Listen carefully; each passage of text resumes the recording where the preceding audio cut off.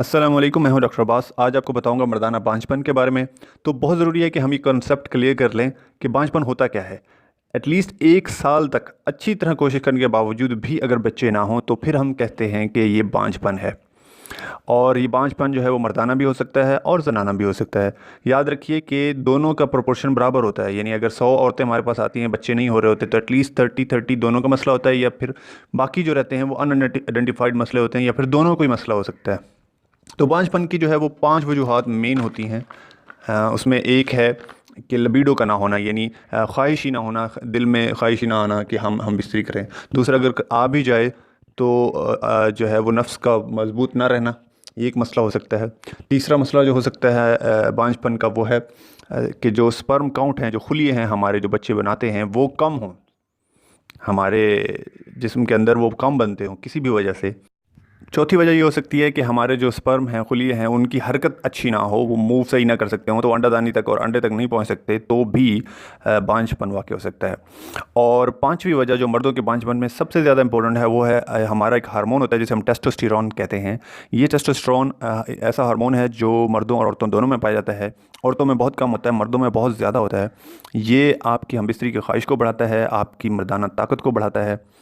और अगर ये किसी भी वजह से कम हो जाए जिस्म के अंदर, तो आपकी हमबिस्तरी की ख्वाहिश भी कम हो जाती है, आप में बांझपन पैदा हो जाता है। अक्सर हमारे नौजवान जो वर्जिश करते हैं, जिम जाते हैं, वो टेस्टोस्टेरोन इंजेक्शंस लगवाते हैं, तो जो कि बहुत ही ख़तरनाक है, क्योंकि उसकी वजह से आपका जो दिमाग है, वो जो अंदर का टेस्टोस्टेरोन होता है उसको बनाना कम कर देता है और आप बांझपन का शिकार हो जाते हैं।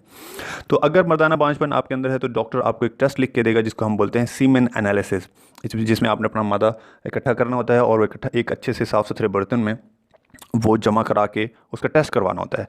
तो उसमें डॉक्टर जो है वो फिर स्पर्म की जो काउंट है कि कितने हैं, किस तरह के हैं, हरकत करते हैं कि नहीं, वो सारी चीज़ें चेक करता है। अगर डॉक्टर आपसे ये करने को कहे, जमा करने को ये, तो आपने ये याद रखना है कि 2 दिन से ज़्यादा एटलीस्ट आपने हम बिस्तरी में वक्फ़ा किया हुआ हो, और 7 दिन से कम, 7 दिन से ज़्यादा भी वक्फ़ा ना हो। और दूसरा कि जैसे ही आप ये टेस्ट ये सब निकाल के आप देंगे तो 1 घंटे के अंदर टेस्ट हो जाना चाहिए। ये बहुत ज़रूरी है, क्योंकि ज़्यादा देर रखने से भी आपका जो टेस्ट है वो ऑटोमेटिकली ख़राब आ जाएगा।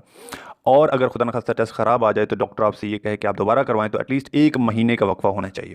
तो उसमें डॉक्टर जो है वो बहुत सारी चीज़ें चेक करते हैं। उसमें जो 3 मेन चीज़ें हैं टेस्ट के अंदर, वो होती है कि आपके स्पर्म हैं कितने। नॉर्मली जो एक बंदे के अंदर 50 मिलियन जो है वो स्पर्म होते हैं। 50 मिलियन का 40 से 50 मिलियन का मतलब है 1 मिलियन में 10 लाख होते हैं। दूसरा, डॉक्टर ये चेक करता है कि आपके खुलिए कितने हरकत करते हैं। 50% हरकत करने ज़रूरी हैं। और उनकी शक्ल कैसी है, उनका जो सर है वो कैसा है, उनकी जो टेल है, उनकी जो दुम है वो सही है कि नहीं, क्योंकि हरकत करने के लिए सारी चीज़ें ज़रूरी हैं। और इस टेस्ट को देखकर डॉक्टर लिखेगा कि ओलिगोस्पर्मिया है या एस्टिनोस्पर्मिया है या एज़ोस्पर्मिया है। ओलिगोस्पर्मिया का मतलब है कि कम है, एस्टिनोस्पर्मिया का मतलब है कि हरकत उनकी सही नहीं है, या एज़ोस्पर्मिया का मतलब है कि आपके मादे के अंदर स्पर्म खुलिए है ही नहीं, सिरे से सिर्फ पानी है। तो आज मैं आपको बताना चाहता हूँ कि कौन सी खुराकें हैं, कौन सी चीज़ें हैं जिससे आप जो है वो इसको बेहतर कर सकते हैं अपने बांझपन को।